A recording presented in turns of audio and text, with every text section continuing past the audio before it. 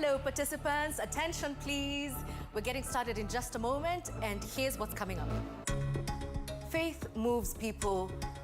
It unites them, divides them, and too often ignites them. So when the dispute touches on religion, what's the role of journalism in this conflict? Observer, mediator, or perhaps something more? Let's discuss the media's role in interfaith dialogue. So let's get ready for another exciting discussion.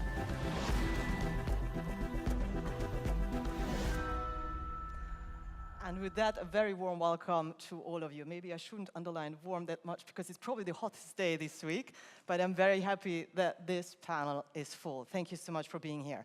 As I was preparing for this panel, one conversation went through my mind, a conversation I've had many, many years ago in Nigeria. I just started as a West Africa correspondent, and I covered basically the questionable practices of a local church in Lagos. There, people were called upon paying money for a specific oil because the pastor promised them, if you buy that oil, it will make you rich, it will make you healthy, all kind of miracles you want to be fulfilled, just buy that oil. Well, I think it's quite self-explanatory that the only person who became rich was the pastor. When I returned from filming, one of my colleagues, an intern, she just started with our DW Lagos office, asked me, "Funny, do you think I can be just as critical as you because I happen to be Christian? And I happen to be member of one of those, as you say, questionable Pentecostal churches." Let me tell you towards the end of the session what my advice was to my colleague. And in the meantime, I would like to invite you to participate in a question yourself. You should be able to see the survey and the QR code momentarily. The question is, does your religious background, if you have one, does it influence your journalism? Yes, no, maybe. Let's talk about the result also towards the end of the session. And now I would like to welcome our panelists. With us today is Pastor Sally Azar from Jerusalem. She's the first, please have a seat. She's the first female Palestinian pastor for the Lutheran Church in Jordan and the Holy Land. With us today also is Professor Dževada Garić from Sarajevo. Please welcome. She is a political scientist dedicating her professional life for intercultural dialogue and focusing on Muslim life across Europe. And with us today also, hopefully, we should see him now, is Chief Rabbi Pinchas Goldschmidt, remotely. There he is. Rabbi Goldschmidt, thank you so much for being with us. He is the leading voice of Jewish life in Europe and the president of the Conference of European Rabbis. Thank you for being with us.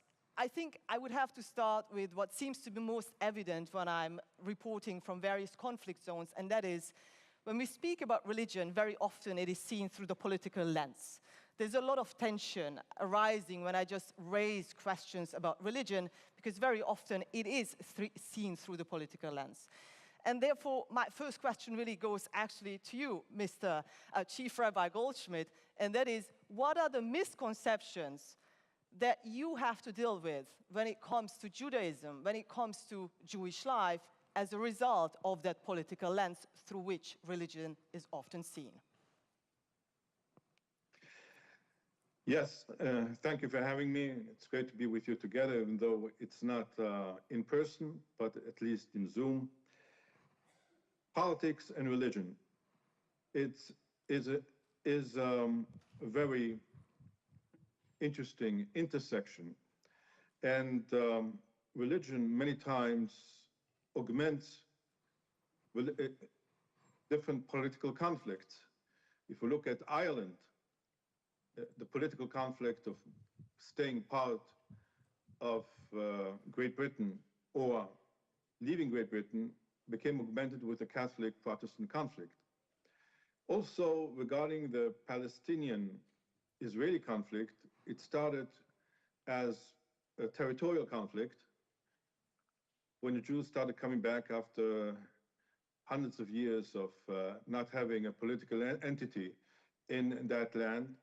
And if we see at the beginning of the Palestinian struggle, we see the struggle being very nationalistic. You had George Habash, who was a Christian. He was one of the leaders of the Palestinian movement. But now with Intifada al-Aqsa of Yasser Arafat, and afterwards also the Hamas 7th of October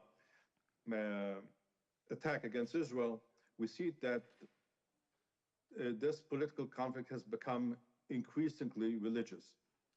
So we have the problem today that when people look at us Jews in Europe especially, they look at us through a political lens, through the Israeli-Palestinian conflict, even though that Jews have been part of the European landscape for the last 2,000 years at least.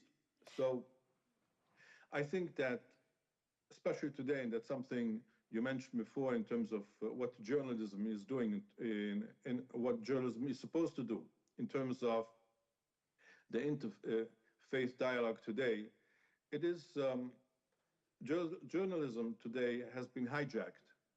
It has become much less objective, and especially with social media today, when you read something, you don't know if it's propaganda or it's truth. And the extreme voices have become much, much more powerful. So I think that we have to get back to basics. We have to try to come back to a moment where there is a media, I don't know if it's social or legacy media or any kind of other media, which can be trusted by all. And this does not exist today. And that's the reason why everyone has their own narrative. And there's no absolute truth. There's just my truth and your truth, somebody else's truth. And therefore, and I think that's a problem which is dangerous to our society, to our democracies, and to our countries. So I think we have to work together with the journalists who are doing an incredible job today in bringing not only information, and today with the whole transformation of printed media to digital media, there were so many jobs lost in media for good journalists, and today many less sources have the money to pay journalists, investigative journalists. So I think also in terms of the interfaith dialogue, journalism can do a lot to bring back a common narrative, a common point of truth, and to help all the different faiths to come back and sit down on one table and discuss not discussions points, but really what is happening, what should happen, and how can we build the future together with all of us sitting in one room. And you're touching on something very important there. You're saying dialogue is possible if we can all sit in one room. But very often that is not possible at all. When I'm reporting, for example, from the occupied West Bank, and Palestinians want to actually make it to the congregation of Pastor Sali Azar, they are hindered because of checkpoints, or they may not have the proper documents. Pastor Azar, what are the pragmatic challenges you are facing to actually make sure that dialogue is kept alive in the context of interfaith dialogue? Well, first of all, thanks. I'm happy to be here, and it's great to be in dialogue. I think this is the first step to listen to each other and hear each other's stories. But in a way, I just want to defer with the Rabbi. I just don't believe that the conflict that we're having is religious. I feel like we are all hiding behind our religions these days, and it is the politics that is making our lives this way, because I don't see any religion that allows killings to happen. I don't see any religions that can justify all the wars and all of that. This is just like, I do believe that we are here on earth. We should be grateful for God's creation. We're all created in God's image. And what are we doing with that image that we have been created in, which we are misusing in many ways? And when we want to talk about now our dialogue, no, it is not possible. It's not possible to bring people together. I think there's a big mistrust right now between each other, between the people. There's a big gap into understanding. I think what we have come today also is what also the media has portrayed. And I think today, because of social media, I am grateful for social media because I could see what my friends are doing. I could see their daily lives. I could see even how people are living in their daily lives because people just share their stories and not have anything behind it, like they don't have any stories behind it. So even when I talk to my youth, the main struggles for them is wanting to be able to go to church, or we don't get to do our camps. Like in 2 weeks, we have our youth camps, and we always have to do it in Jericho with a 48 degrees heat. But because this is the only place we can gather all of our youth to be together and meet, because there's no other place. Like, we are so dependent on permits to make their lives easier, or have to fly them out somewhere else, which we are also not able to do, obviously. So it's just so many things that influence that, like even getting congregation members, like of course I'm a pastor in Jerusalem, so in Jerusalem we are living there, we are living next to each other, we do not communicate, like Palestinians and Israelis living in Jerusalem, we do not communicate that much. Like our communication or our dialogue on a religious level is basically on a religious level. I have a lot of rabbi friends and everything there, but the conversations stay there because the congregations need to be prepared to be able to do that. And if they're not prepared, there's no room to do that. And that's what we constantly talk about. How do we get there? Like, they invited me once to a synagogue and they backed down like one day before. They said, no, we're not ready. And the same with us. Like, we said, let's try to bring more Jewish voices to hear that we are all having one voice, which is that we all want to live together in peace. But there's so many obstacles to do that, and people are just not ready for it.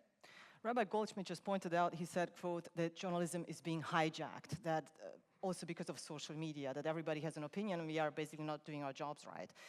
I would like to bring you in, Professor Dževada, Garić. How do you see that? What is media's role in trying to promote interfaith dialogue? And is journalism hijacked in your view? Is it because we do not report as much as maybe we should, according to the opinion of some, about coexistence? Or what is the reason that there is so much tension when we try to be in dialogue, but simply there's so much pain on so many sides that there are specific topics we can't even talk about?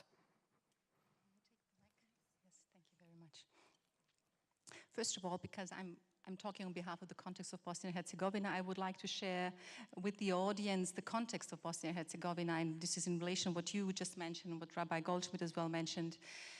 Bosnia and Herzegovina teaches us that religions do not start wars, but politics can weaponize religious communities, religions, religious identities. And in Bosnia and Herzegovina, for centuries, Orthodox Christians, Catholic Christians, Sephardic Jews, Ashkenazi Jews, Muslims have shared the same neighborhoods, schools, culture, tradition, and all of them are the fabric of the Bosnian society. Yet, expansionist ideologies, nationalism, dehumanization, and in the case of Bosnia and Herzegovina, it has been the Bosnian Muslims, the Bosniaks. This replaces then trust, citizenship, mutual shared memory of shared living, and then eventually we have then that religion becomes a marker of division. And in my research, my work on Bosnia and Herzegovina as a model for coexistence in Europe, I believe that Bosnia and Herzegovina lives what the European Union has as a slogan, unity in diversity, despite the news about the politics. And this is where as well the media can jump in and to highlight these stories of coexistence, this shared memory of coexistence. I argue that religion can be instrumentalized for conflict, but as well mobilized for peace. And in the case of Bosnia and Herzegovina, we have, for example, directly after the war, and the war lasted from 1992 until 1995, already 2 years later, and you have to imagine the war in Bosnia and Herzegovina has been a war of destruction, a war of aggression, a war which eventually ended up in the genocide in Srebrenica in July 1995. So so war can as well be mobilized for peace, and the Interreligious Council that was founded 2 years later, and this is as well a message that that media could have perhaps stressed out more. This Interreligious Council is still active.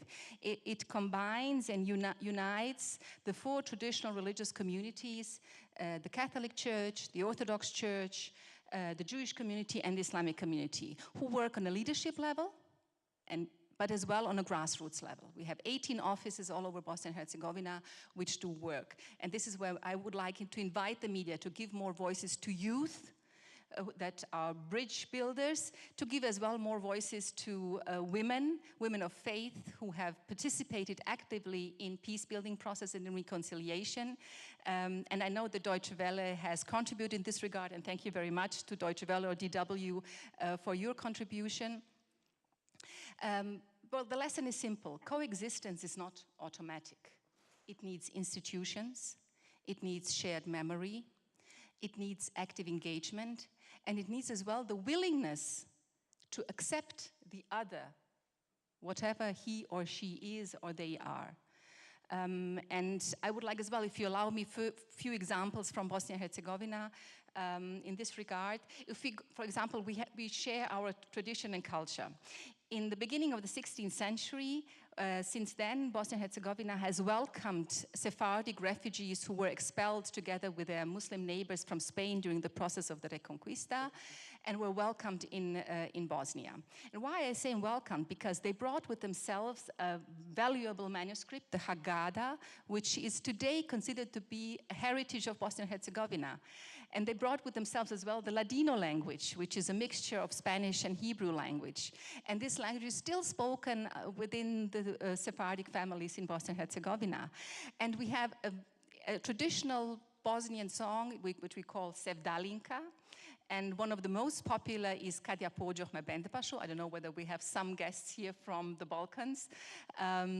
Yes, so you know it. Actually, this song, it goes back, originates to a Sephardic prayer, which is still recited today in the Sarajevo synagogue. And by the way, this is what I would like to mention as well, and what I would like the media to talk about. In front of the Sarajevo synagogue, and in front of the Jewish Museum in Sarajevo, there is no police. So this shows as well that this interreligious coexistence in Bosnia and Herzegovina has survived the wars, has survived all the challenges that we had in the last decades. Chief Rabbi Goldschmidt, did you hear that there's no police presence in front of the synagogue in Sarajevo? What do you think what works there better than elsewhere? Because obviously we can't deny that there's a rise of anti-Semitism, especially after the events of October 7th. That's one side of the story, that there's no police. However, speaking from our personal experiences, we were supposed to have in Sarajevo, we were invited by the mayor of Sarajevo to have the Conference of European Rabbis Standing Committee meeting. You know, the first time inside of Bosnia and Herzegovina, and a week before, one of the ministers of the government started campaign against us to throw the Zionists out of Bosnia and Herzegovina, and the hotel canceled our conference. And we got some apologies afterwards for some people in the different political echelons of Bosnia and Herzegovina, and mentioning also that the Sarajevo Haggadah is definitely one of the most valued cultural pieces of Bosnia and Herzegovina, has been used as a political tool for supporting the Palestinian side during the Israeli-Palestinian war. So I don't think that, I think that Bosnia and Herzegovina can show from one side centuries of tolerance towards its Jewish community. But I think that if we're talking of Bosnia and Herzegovina today, there's a lot of work to be done. Yes, please. Yes, thank you very much, Rabbi Goldschmidt, for addressing this issue. This was, and you know this very well, these were unfortunate circumstances. As I am honored to be, as I work as well for the Islamic community, the Office of International Cooperation, I have the honor to be the project manager of a project, of an intense collaboration between the Jewish community in Bosnia and Herzegovina and the Islamic community in Bosnia and Herzegovina. A project that we launched almost 10 years ago to mark together the Sarajevo Purim. This is as well an interesting story. In 1819, then Bosnia and Herzegovina was still a part of the Ottoman Empire. And the Ottoman governor imprisoned the Jewish elite in Sarajevo. And the Muslim neighbors, when they heard about it, and Muslim intellectuals, influentials, they sent a protest letter to the Sultan. They took the weapons and liberated their Jewish neighbors from prison, literally. And since then, the Sephardic Jewish community celebrates the Sarajevo Purim, which in translation means the liberation of the Jews.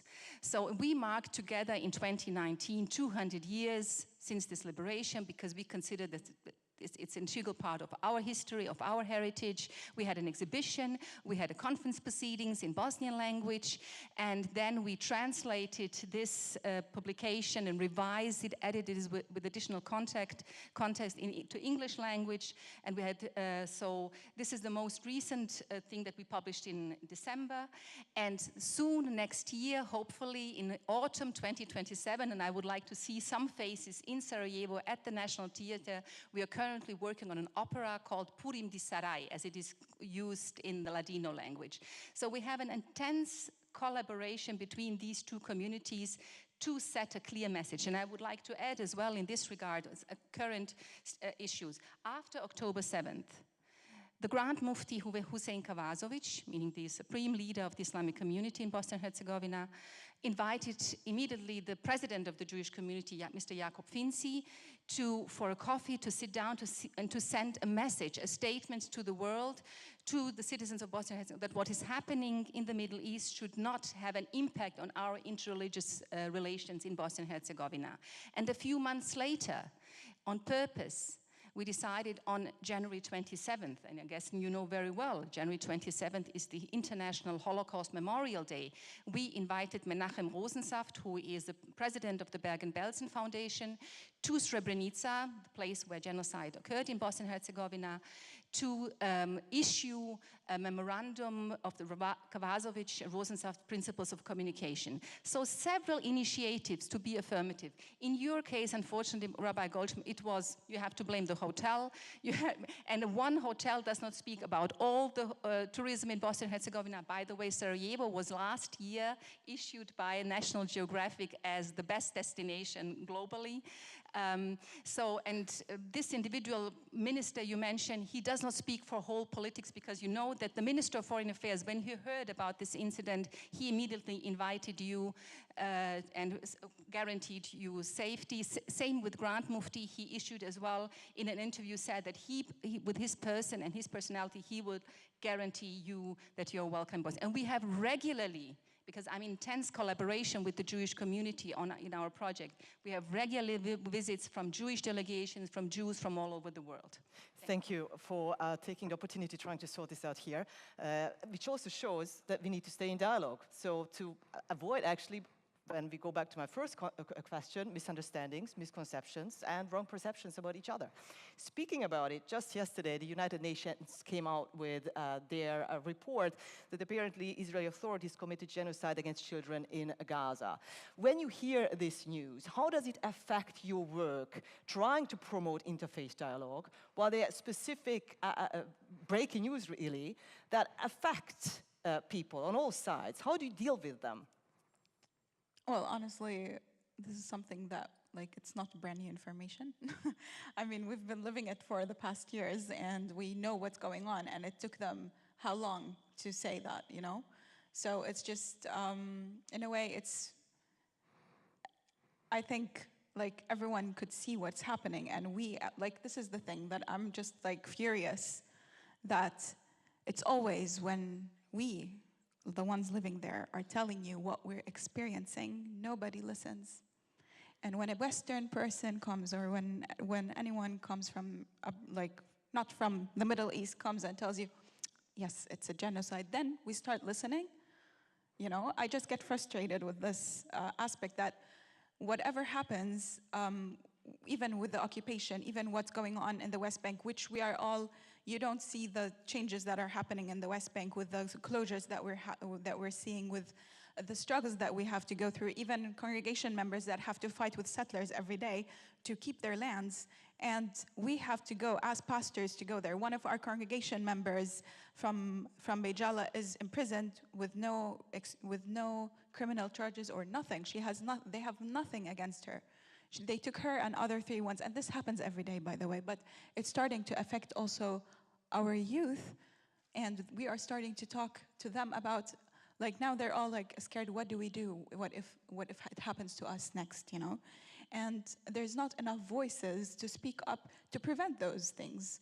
And when it doesn't, like, so it doesn't change when it comes to now, oh, finally UN said that it's a genocide, great. But it doesn't affect our work because it continues with everything else that we're going through in our country, and it's something we like. It's more probably not in town that it changes things for them. Like, why should words matter in that sense? If like, by the way, I mean, I'm always also, which is something that I don't like, but I'm always careful with what I say. But at the same time, why? You know. Like, why do we have to be careful to speak up about the ways that what things are as they are? And when I do, I think, like, how does it explain? Like, how does it, like, I've been explaining everything. What do you call it? Like, what do you say? What is happening there if it's not a genocide? What wordings would you like to sugarcoat it just so that you feel better?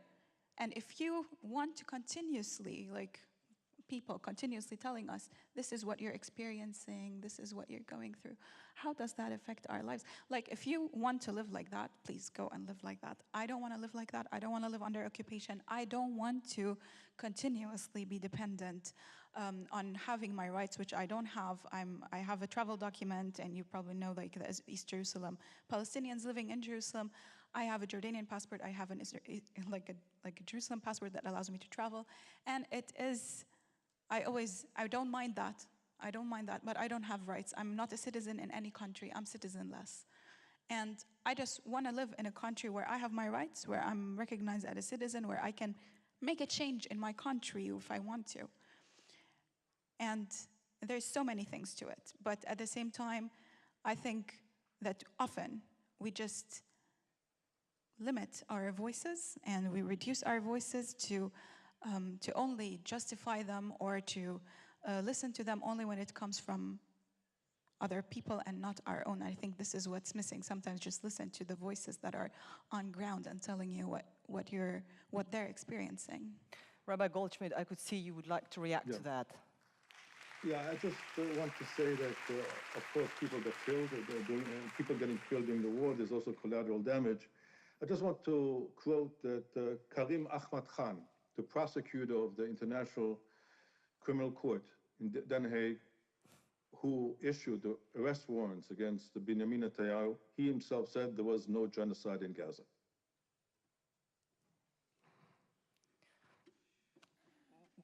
Please.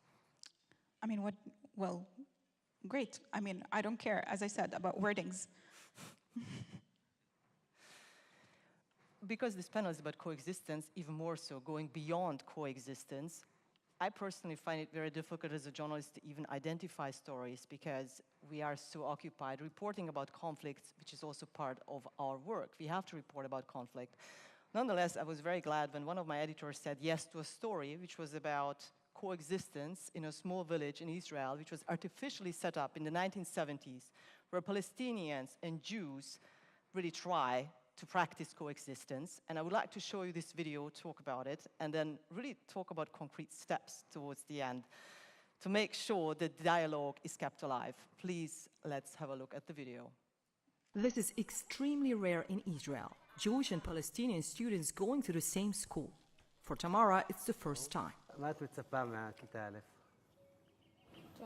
The children here learn in Hebrew and Arabic and explore each other's culture and history. Their village is called Oasis of Peace, Wahat al-Salam in Arabic, Never Shalom in Hebrew.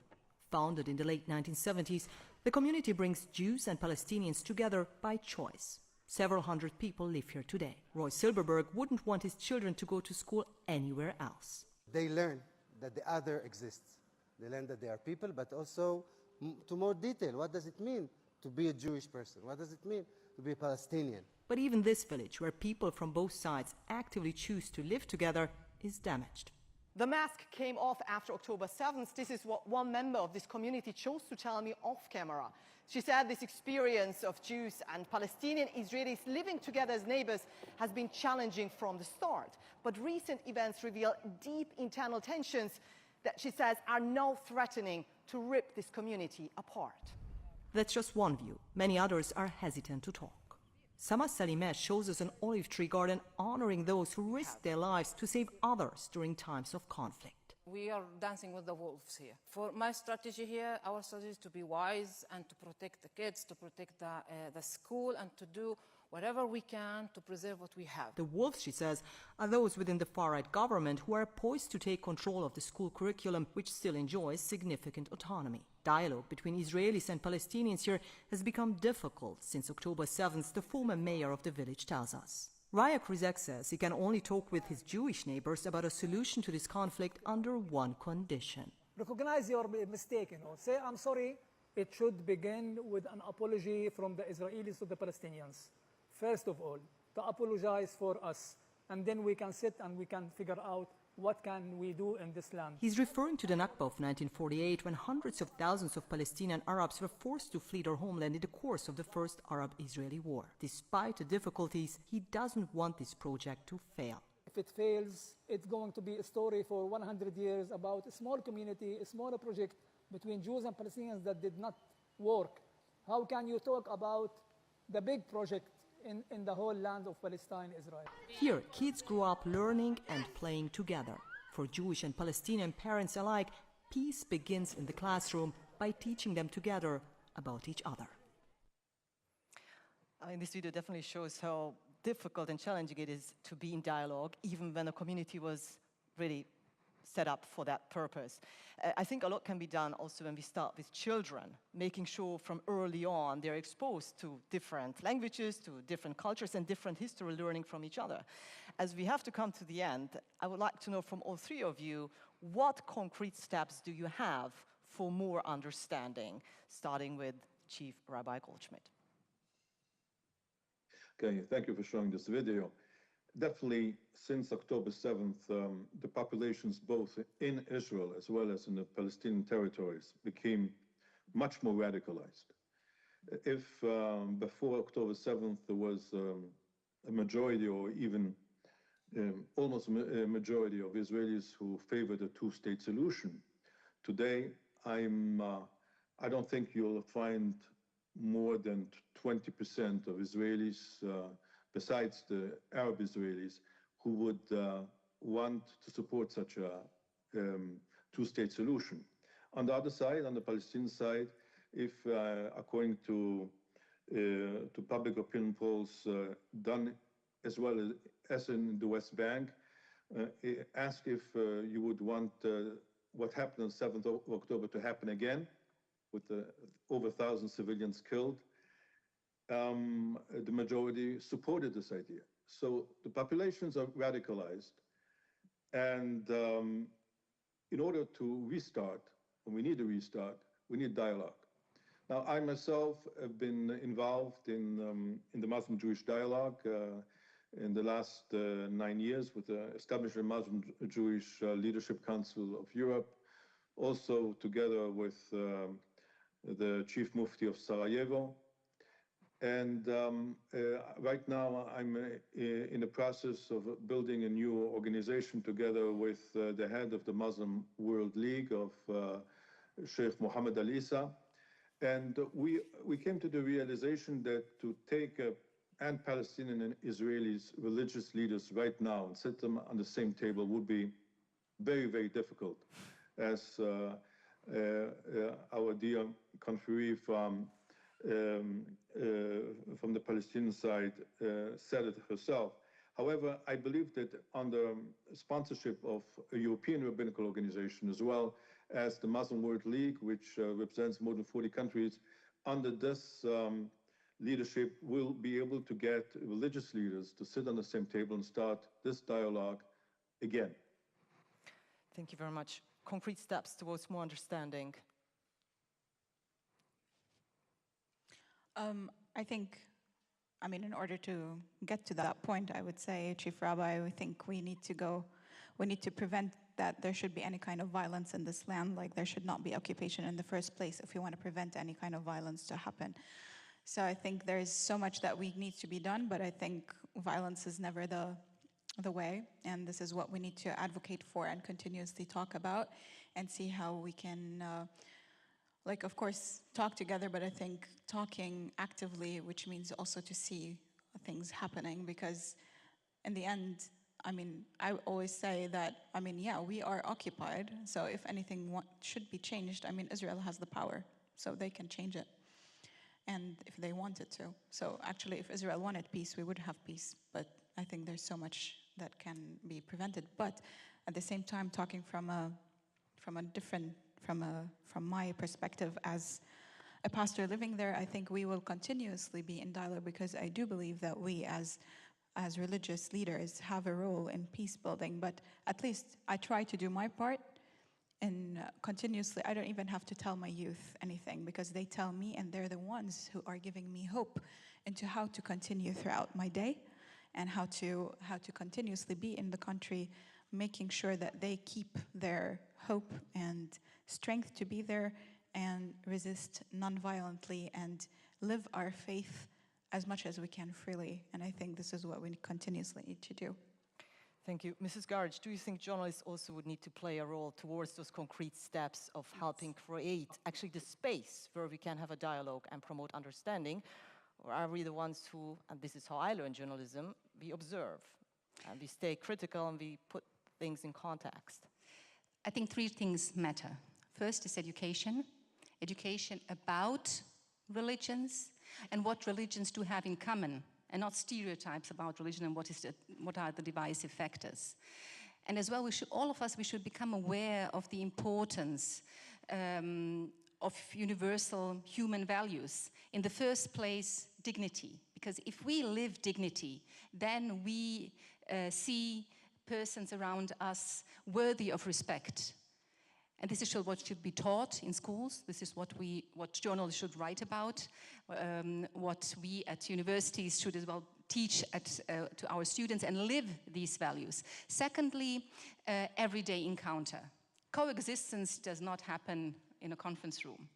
It is about daily encounters with your neighbors, with your colleagues, wherever you are heading to. And thirdly, and this is where media comes into play, is inclusive narratives. You know, in my research, I have come to the conclusion that societies become resilient when they see diversity as a shared asset and not as a problem. So diversity is richness. Diversity is actually a natural state of affairs. Whereas on the other side, if you try to aim to build homogeneous societies where you accept and tolerate a selected minority, but this implies as well exclusion, marginalization, discrimination, and we know in genocide studies that these are the first phases of genocide. So if we do not stop, if we do not prevent marginalization, exclusion, discrimination, this will lead to dehumanization. There the media play as well a role, and will eventually end up into genocide and complete destruction and extermination. So we have to become aware of this, that coexistence is something that needs to be cultivated. Thank you very much. We have to come to the end, even though we could continue for hours. I would like to ask for the results.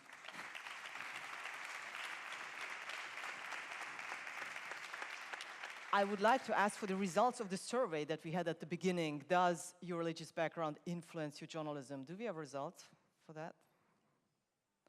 Okay, so most people say no, which leads me to tell you what my advice was to my Nigerian colleague who asked me, Fanny, I'm Christian, can I be critical with the church just like you are? And I told her, well, I'm Christian too. That doesn't exclude me to be critical with the institution as such, but still believe in God. And she said, okay, this is a pretty good idea, I'm going to think about it. She no longer works for DW. She was an excellent journalist, by the way. She started as an intern and became the bureau chief of Lagos Bureau. But she ended up having a podcast about interfaith dialogue, focusing on Christians and Muslims in Nigeria. And I take this as a positive sign that I think, and for me this is the most important, if we are aware of our own misconceptions, of our own bias, and we stay curious for the other religion, for the other community, that makes our journalism better, in my view, and more precise. So I hope you continue the dialogue over lunch. And once again, I was very, very delighted to have with us Chief Rabbi Pinchas Goldschmidt, Professor Dževada Garić, and Pastor Sadi Azar. Thank you very much.